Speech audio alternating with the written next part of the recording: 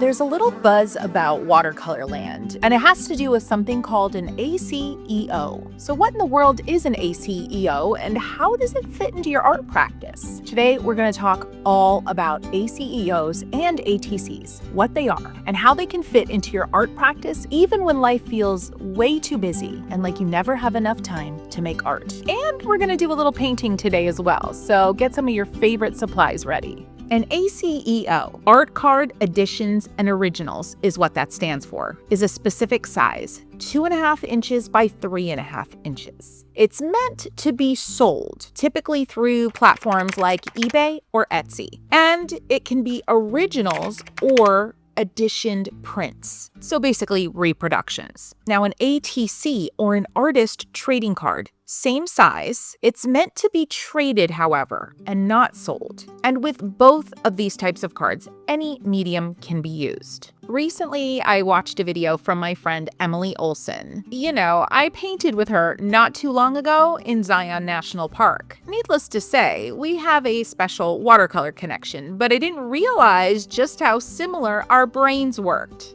Because there she was talking about ACEOs, or these little art trading cards that I was planning just a few weeks before to include in my current month's Snail Mail subscription club. Speaking of my Snail Mail club, it's called Postcards in Watercolor Land, and I wanted to introduce you today. I've been quietly working on this for a few months, and it's basically an envelope full of all the awesomeness that Snail Mail has to offer. Printed goodness, art prints that feel like opening something thoughtful instead of scrolling past it. Postcards in Watercolor Land is perfect if you love beautiful paper, texture, if you want tactile encouragement without the overwhelm in your art practice. And if you miss the magic of mail that isn't a bill or an ad. Every month, you'll get a 4x6 art print. You'll also every month get a pen pal style letter with musings, updates, what's inspiring me, and even some creative prompts or challenges. You'll always receive a decorated envelope, and that includes domestic postage or international, depending on which you choose. And then 2 to 3 additional stationery elements.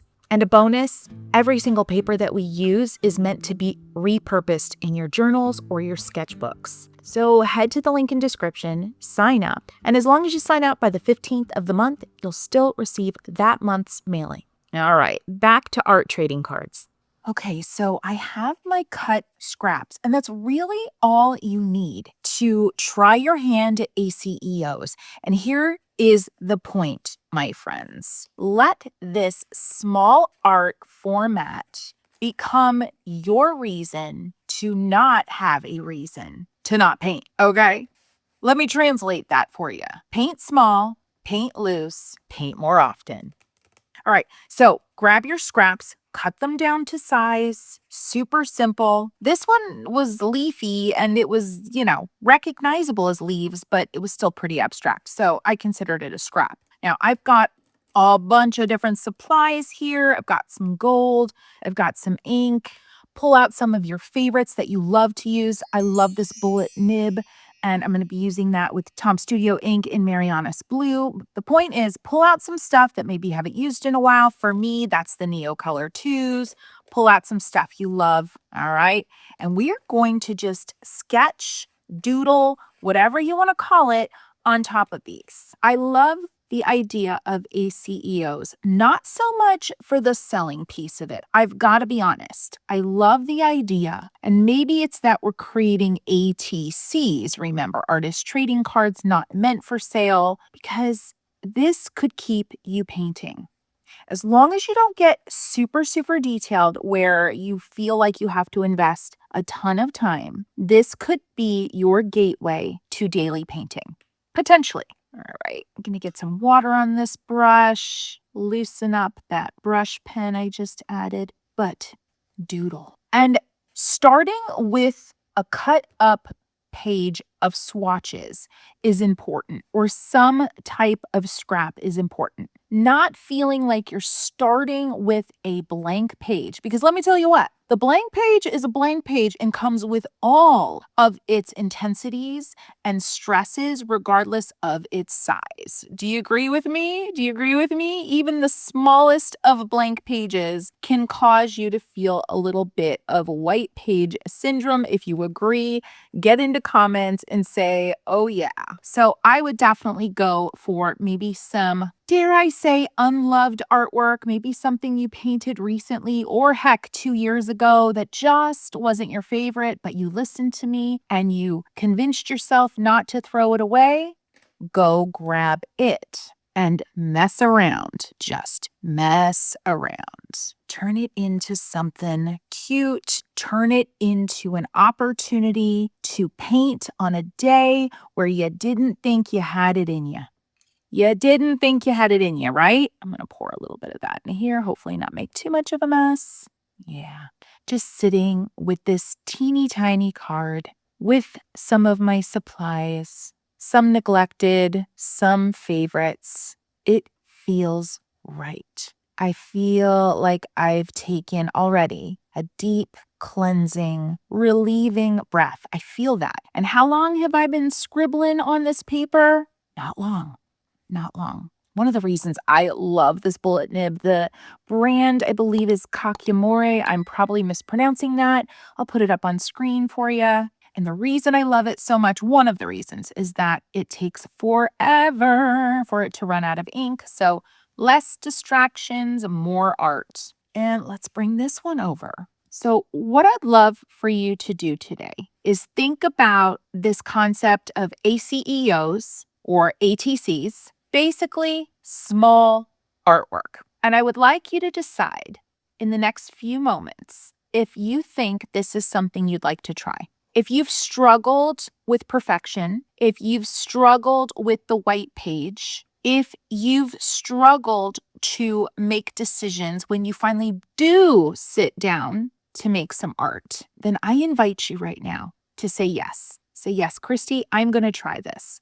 Go ahead in comments if you're agreeing, if you're committing to trying this, just one. And let me recap what it's going to take. You need to find a scrap, a painting you didn't love. You need to cut it up 2.5 by 3.5. And then you need to grab a supply you haven't used in a while. Remember, mine was the Neocolor 2s. And then a supply you love at minimum and decide to use them to doodle over top of your tiny little artist trading card. This isn't a commitment to sell it. This isn't a commitment to do this every day.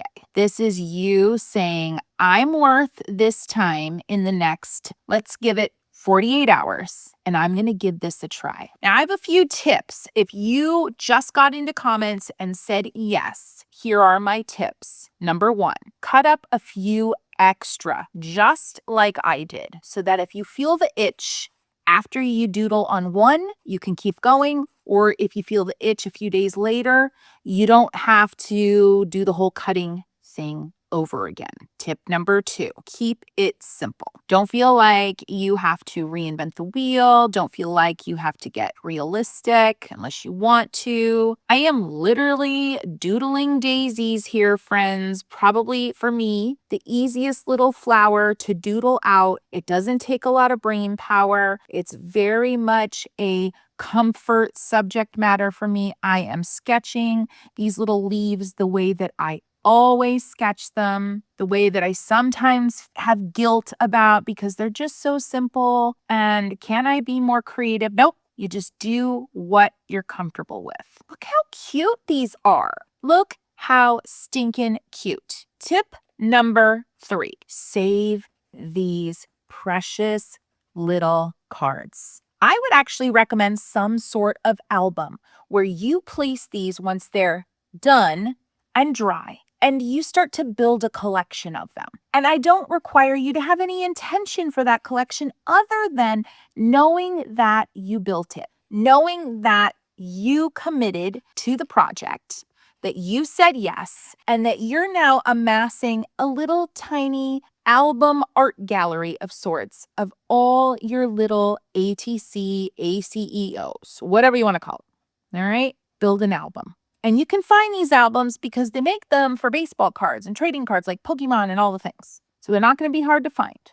I'm really big into having visual collections of your art, better known as a sketchbook. But in this case, let's talk about the fact that we can build our own little art trading card album. We can look back on it, we can reflect, we can be proud. And in our darkest, most down days, maybe we haven't at that point created art in weeks or months.